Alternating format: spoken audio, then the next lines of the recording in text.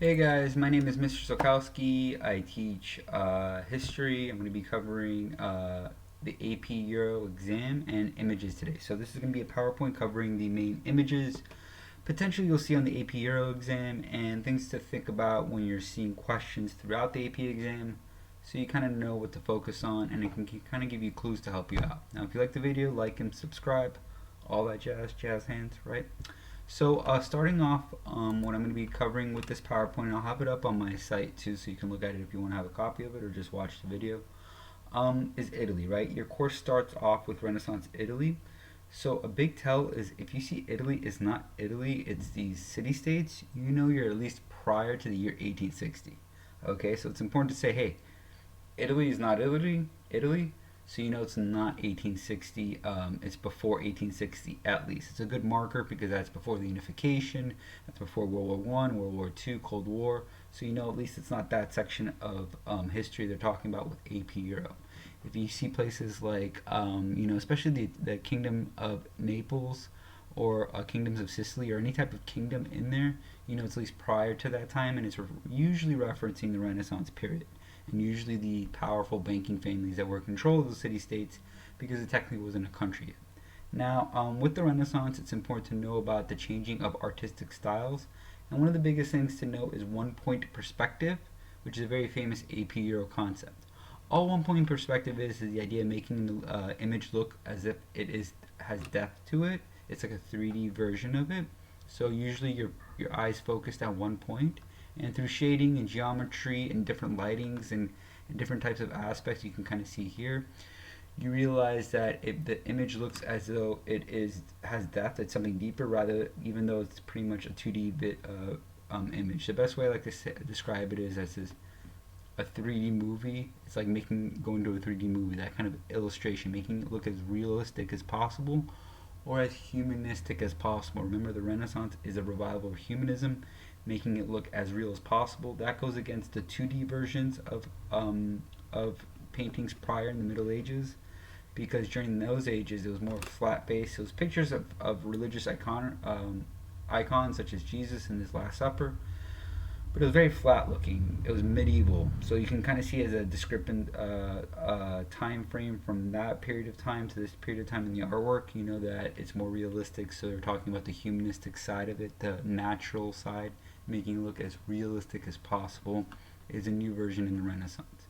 Now, in telling art, religious slash or nobles, elites, and popes, these are the major themes that are going on during the Renaissance in Italy. Remember, there's the Italian Renaissance and then the Northern Renaissance. It's important because there's a distinction between those two in AP Euro because it's such an important artistic movement going forward. Regular history just kind of looks at more generally thinking of the idea of Italian Renaissance as like a coverall, but in AP Euro, there's a distinctive line between Renaissance, Italian Renaissance, and the Northern Renaissance. So you see images of God and Adam, Mary, maybe Jesus, and or nobles that were patrons of that. Remember, this is a good link here if you want to look at more art throughout the timeline. It's a good one to kind of look into. Now, as Northern Renaissance is approaching, remember the Renaissance starts in the lower part of Italy, but it goes up towards the rest of Europe, which you should know. The Northern Renaissance, places like Flanders and with the Dutch later on, it changes in a couple aspects, and the easiest way to think about it is the type of icons that are utilized in it, meaning, not icons, the image that they're depicting, meaning it's no longer religious or patrons, it's pretty much everyday people. The subject matter of the art changes. So you see people kind of just relaxing here that are not religious or look like more everyday people. You know that it's a Northern Italian Renaissance movement. The other way to kind of pick out on it too is the colors from the Renaissance. Here you can kind of see a little bit brighter, even though these are kind of faded now, compared to here, which use oil based. They're darker colors. So if you see some darker art, it looks like oil based. It's more referencing the Northern Renaissance, as the idea of the Renaissance is going towards the rest of Europe. Now, this is a very good symbolic gesture that you see, or symbolic picture that you usually see. This is Martin Luther supposedly nailing his 95 Thesis to the church door. in Wittenberg, but reality is that this never happened. But why is this important? It's significant because Martin Luther is basically speaking out against the injustices, or not the injustices he sees against the church, and issues that he wants to progress the church going forward. It's a very, very utilized symbol of his grievances, right? His thesis or his arguments. And as an AP student, you know thesis is also slash making an argument. So you think of these 95 arguments. And now this gets spread throughout the rest of Europe because of the new invention called the printing press. You need to know Gutenberg's printing press basically utilizes books throughout history. And why is it so important is that this is at a time where his work gets spread throughout, he's basically spread throughout Europe because of the printing press. This is a very famous image. It depicts Columbus landing in the New World. This is signifying the age of exploration, how the Spanish are the first really on the forefront to finding the New World, even though it's technically already claimed by people, or people were living there. So here it's Columbus here, kneeling down with a sword, the flag of Spain. You have the indigenous people in the background. You have a religious picture here of a religious symbol here because it's a priest with a cross. So in this essence, you see the boats, you see the soldiers, and then you see the people living in the New World or more in the shadows, and you can kind of see through the depiction of here the utilization of how this is showing the dominance of religion and country over the New World of these people that were inhabitants of it. Now in the DBQ, LEQ, you can utilize how this is showing this is propaganda or some sort of way of referencing the glory of these people coming in and taking over. And the inhabitants are depicted as people that don't know any better, almost on their knees, and the actions that are being taken place, the images of what they're representing, and why each image is kind of like being portrayed that way. You can even see the ships in the background and the swords showing that they have advanced technology giving them an advantage. The reason why I do this with these pictures is because it's important to realize that you're going to get one probably for your DBQ, and you want to utilize some of the words that I said to show that you have an analysis of a document that's a picture, and you can use those descriptive words to exemplify what the picture might be depicting and how there can be contrary points of view from the depiction of the picture. Okay, because any historian would see a picture and think of the different things that you can kind of do arguments and counter arguments to. Now, another very famous thing to know for history in general is the interaction of Europe with the rest of the world. This is important to know that throughout the triangular trade network, Europe is the breadwinner because it basically has the manufactured goods that it sells to Africa, such as guns. Those guns are traded for slaves. Those slaves are brought over to the New World once it's founded. And then in the New World, those slaves are utilized for free labor, because that's what a slave is, and then raw materials are brought back to Europe. Throughout this age, during the triangular trade network or Atlantic slave trade, they're interchangeable. Europe becomes very profitable because all the resources and money that's being influxed from the New World through this trade route is really getting Europe to become like superpowers of the day. Okay, so this is why it's important.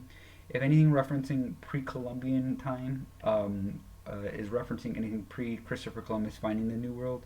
So it's basically meaning that this section of the world is more isolated on its own, only dealing with itself. So that's what they're referencing. Pre-Columbian times would be that they didn't have the introduction of the new materials or bringing slaves over to Africa.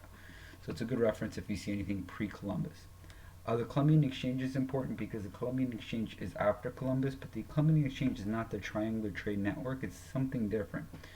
It looks like it's the same right on the map here, if you can kind of see the actual funneling of goods going back and forth.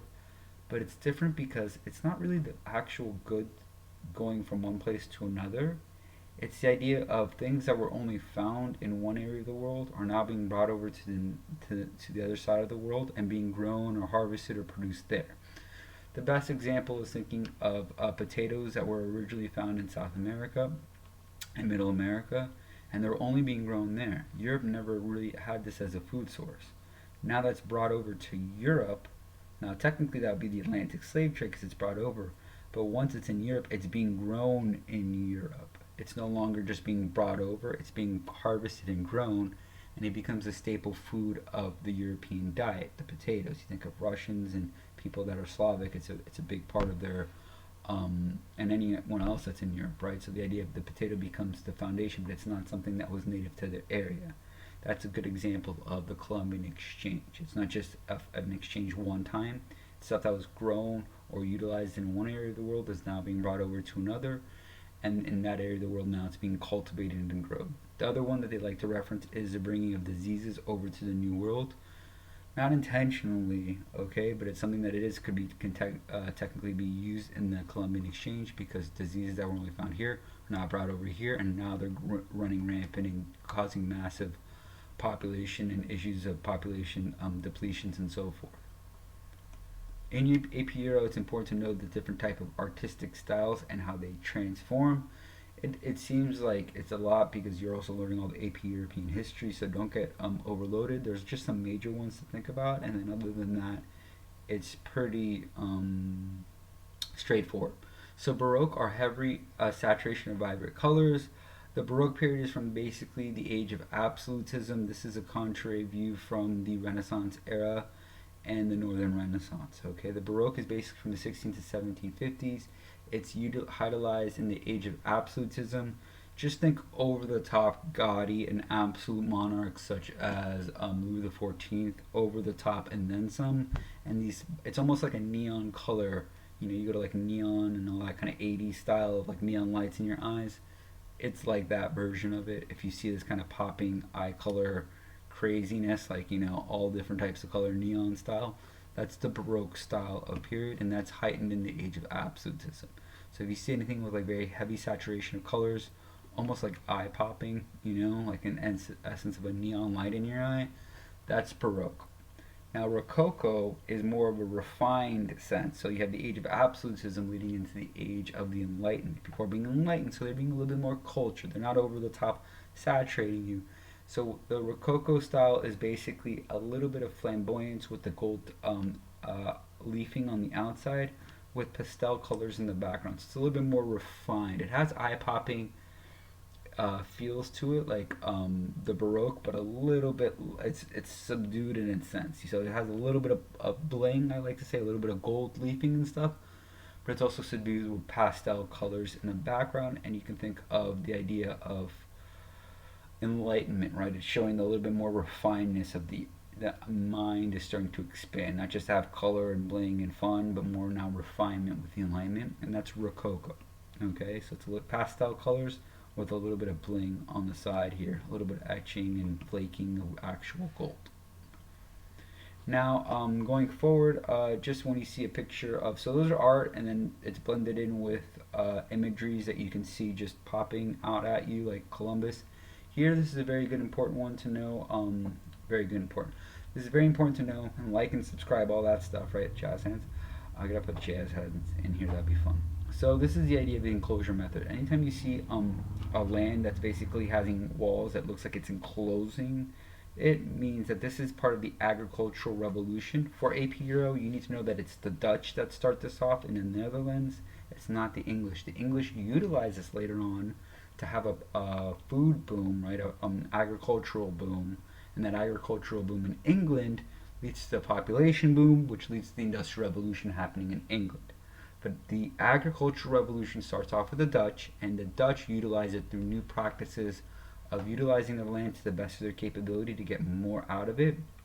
And one way they do that is they do enclosure method. They enclose different farmlands to make one farm or one area that makes one product, grows one thing really well. So you get more bang out of your buck from enclosing it, right? So if you see something like this, you know it's talking about the agricultural revolution, which was started off by the Dutch in Europe. Then later on, it was utilized by the English and then other countries going forward. Here, anytime you think of factory systems, any factory life, these are popular images, especially here. You can say that this is basically still a transference of the agricultural background of Europe, especially in England, going towards more of an industrial age with factories and smokestacks, meaning this is actual production here. If anytime they show industrial revolution for women, you can say that this is the first time of a woman joining the workforce and making having money. If you see a little kid in there, you can say that this is prior to the time of child labor laws, right? So that's important because that's part of it. And then if you see something here on the right, this is textiles of cotton, and you can say that usually they're referring to the first industry that was utilized heavily by the changed forever dramatically at first from the Industrial Revolution, having factories, machines taking over the manual work, was the textile industry. So that's usually what they're referring to with these different types of imageries. Each one of them is basically has its own background story about the Industrial Revolution changed those aspects. French Revolution, major pictures to note. These are some classic ones.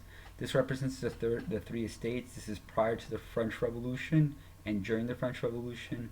The first estate, clergy; second estate, nobility; and the third estate. This is important because this is the archaic version of the ancient regime, the old order of France, prior to the French Revolution happening.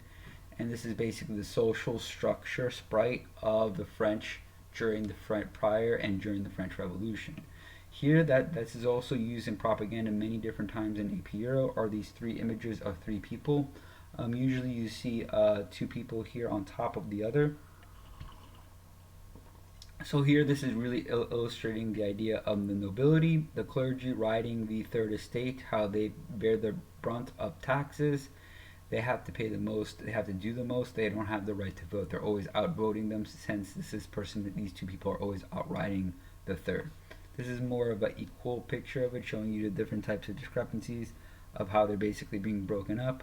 But still, in essence, you can see here in the bottom, clergy, nobility, and the trees.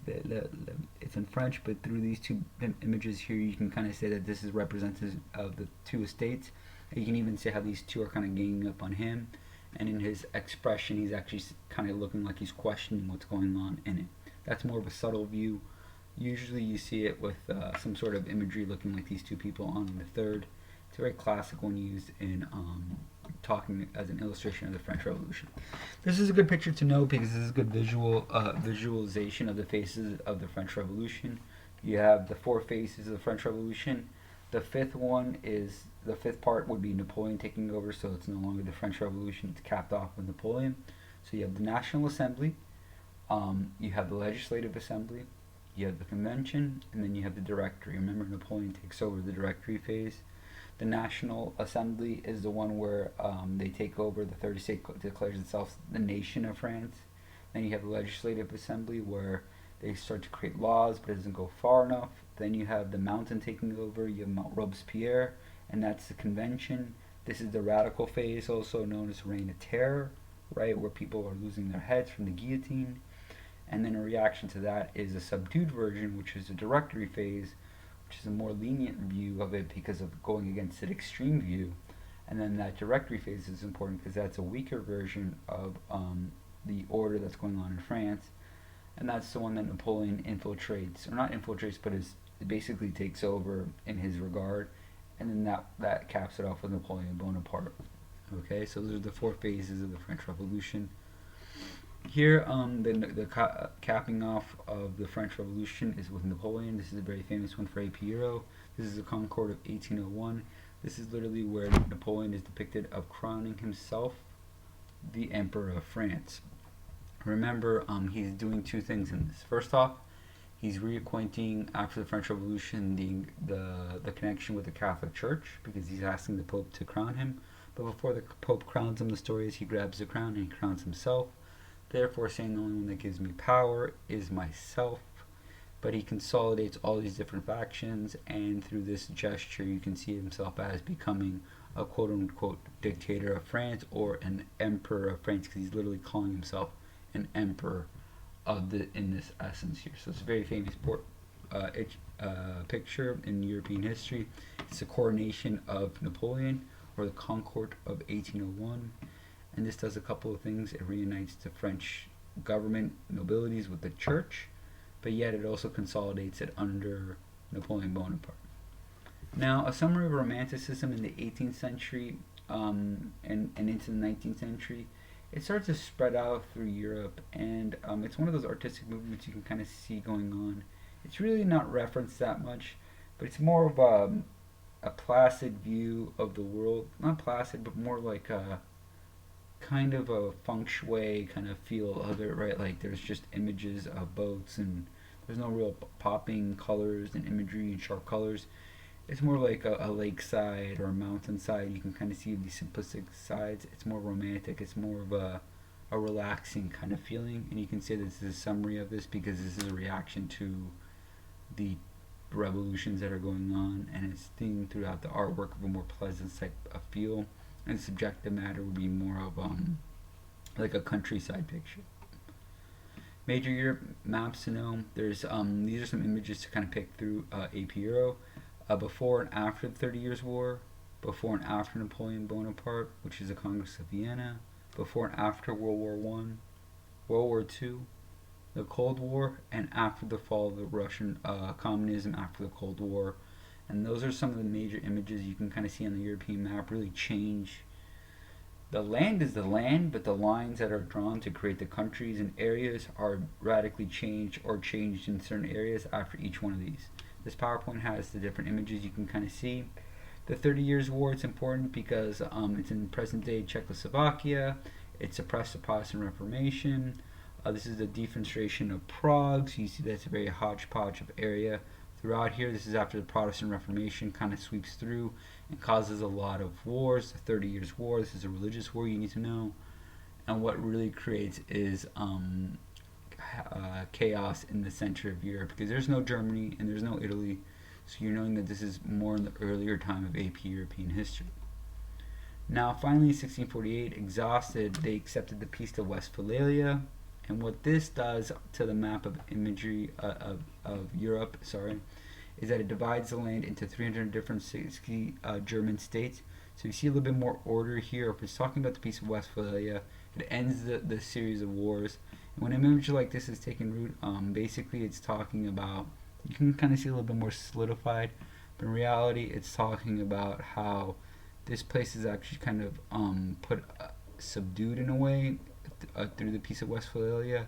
There's not really a lot to see for imagery to see what happens before and after. I think there's a Kingdom of Sweden, and there's a change in here. Sweden, and then it's Germany, Norway. Yeah, Germany, Norway pops up after the Peace of Westphalia. That's a tell that you can kind of feel out, but it's not really. It's more talking about the subject matter itself of what's happening after the 30 Years' War and the Peace of Westphalia, compared to what the map actually looks like. Here, this is an important one to think about. The Congress of Vienna, after Napoleon Bonaparte is basically taken out, and these have some clear-cut tells. Before and after Napoleon, the map of Europe looks a lot more familiar to us than before the map of Europe, before Napoleon wreaks havoc throughout Europe. The way you can tell this before and after is if you see Sweden and Denmark, or there's a big difference in Europe, this is after. So if there is a Sweden and Denmark, then you know that this is basically the Kingdom of Norway and Sweden is there, and this is just the Kingdom of Sweden and the Kingdom of Denmark and Norway. Is after is that there is a Netherlands. Okay, that's the one thing you need to know here. There's a Netherlands. With Napoleon running through, there's no Netherlands. Here, Netherlands, no Netherlands. You see a Netherlands, you know it's at least post Napoleon Bonaparte. You don't see a Netherlands, you know that it's before the Congress of Vienna, 1810, and any time during the French Revolution, the French rule by Napoleon Bonaparte. So that's a good tell of seeing what the Congress of Vienna created, an illustration of the map, and how the land of the actual markings of Europe, the territories are basically better defined. Again, there is no Italy and there is no Germany, so you know it's prior to 1860. That's a great tell to feel out. This is some propaganda to look at. This is basically an illustrations that have been a couple of times over of seeing imperialism. Here you can see actual England looking like an octopus, kind of having its hand in every which way.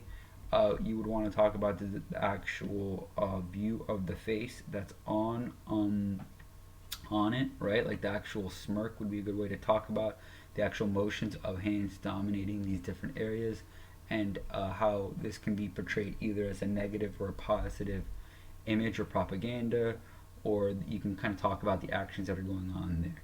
Here, this would be a split of Africa. This is Belgium, King Leopold II, who was known to be the first one to really go into the heart of Africa and carve it up. And here you can see this is the rest of the countries, and he is actually carving up Africa as a cake. These two are kind of utilized. You might seem not exactly like this, but really, reality is this is referencing Europeans' conquest of Africa and lands all around in this picture too, and how they kind of encompass and take over. Here you can see imperialism and carving out parts of China. You see the Russians, you see the French, you see the Japanese, you see the guy with a spike on his head, OBB, Autobahn Bismarck, unified Germany, helped conquest and create Germany to be what Germany is. He's the one that unifies the hodgepodge of Germany into Germany.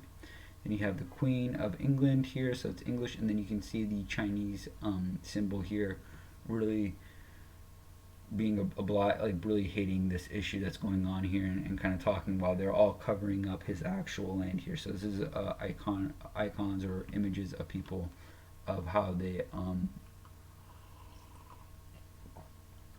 carve up different areas and spheres of the world, and that's China. So World War One, mainland Europe here.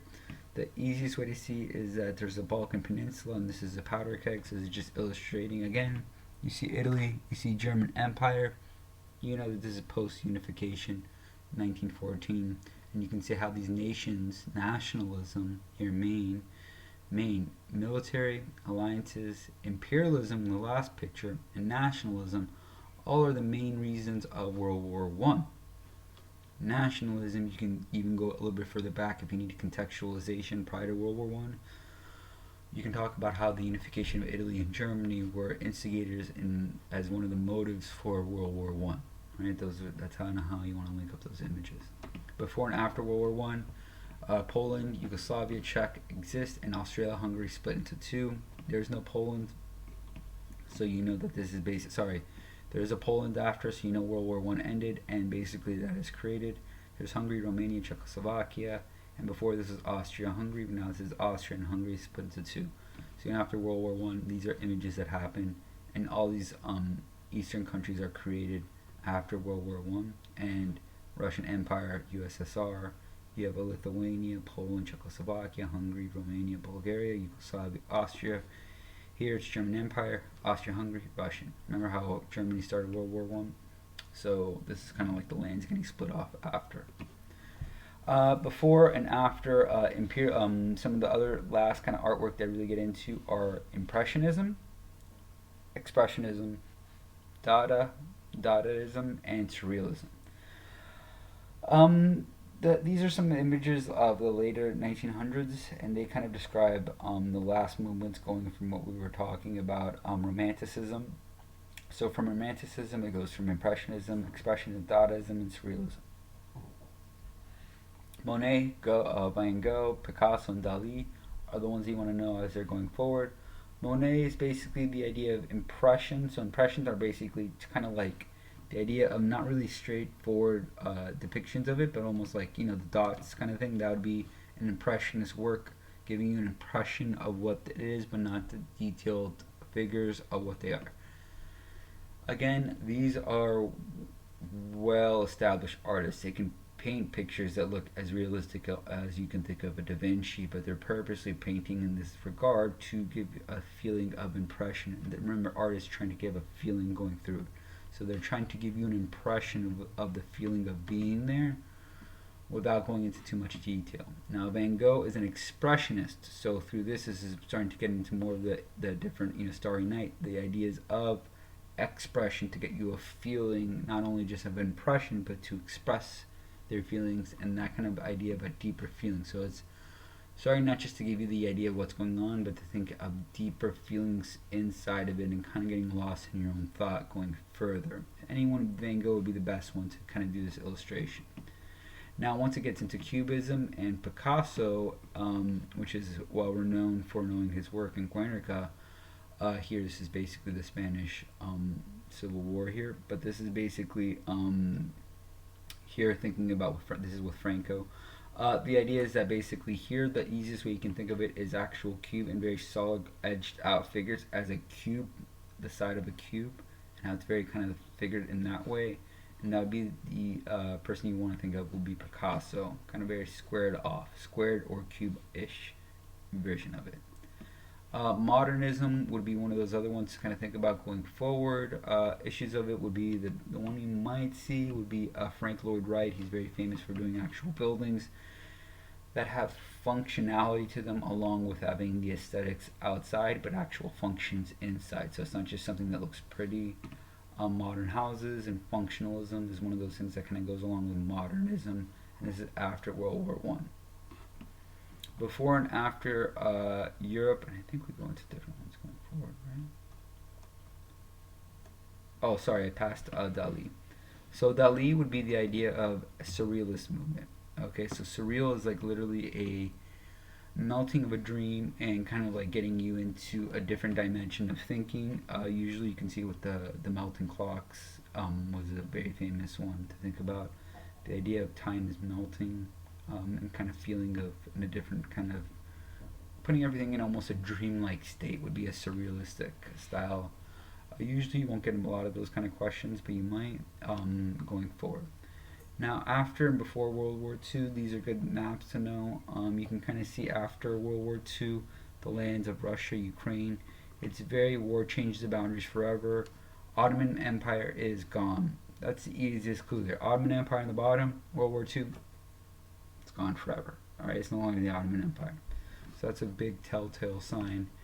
The rest you can kind of see Poland going back. Romania, all these other places in the Slavic countries, and then the control by the USSR later on coming in. But the easiest telltale sign is the Ottoman Empire is finally is taken out of the picture. Now, during the Cold War, the last one you want to think about is the controlling of Soviet Union, Ukraine. If you see two Germanys, East Germany and West Germany, you know that it's basically during the Cold War. The collapse, the unification of Germany into one again is basically one of those the ideas that you can think of as a quick telltale sign that the Cold War is over, because the fall of the Berlin Wall and the loss of those types of ideas, right? Like the idea is just there's two Germanys, you know, you're still within the Cold War era, the split between the two superpowers. One Germany, you know, it's post.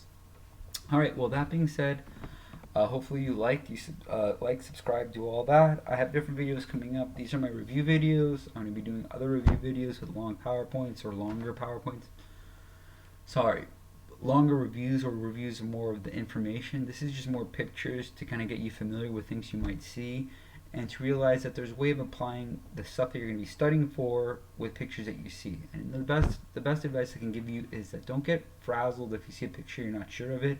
Apply the contextualization, the things that have been written around it, and certain clues that they give you on the bottom and the keys and stuff like that to make a well-defined understanding of it. If you're writing it, you use those pictures in your writing for DBQs especially, because those are the ones that students usually kind of stray away from. But if you could do a hippo of that, you can utilize those information, you can describe it, you can do an analysis of it. It's light years above everyone else, because those are usually the ones that are seen as side notes. But if you go into deep detail, if possible, it's really good for your writing and the way your actual essays will look.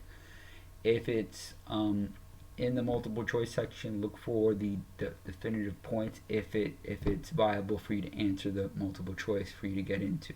Okay, and yeah, you're doing great. Like, subscribe, all that stuff. Hope you liked the video, and thank you for watching. Bye.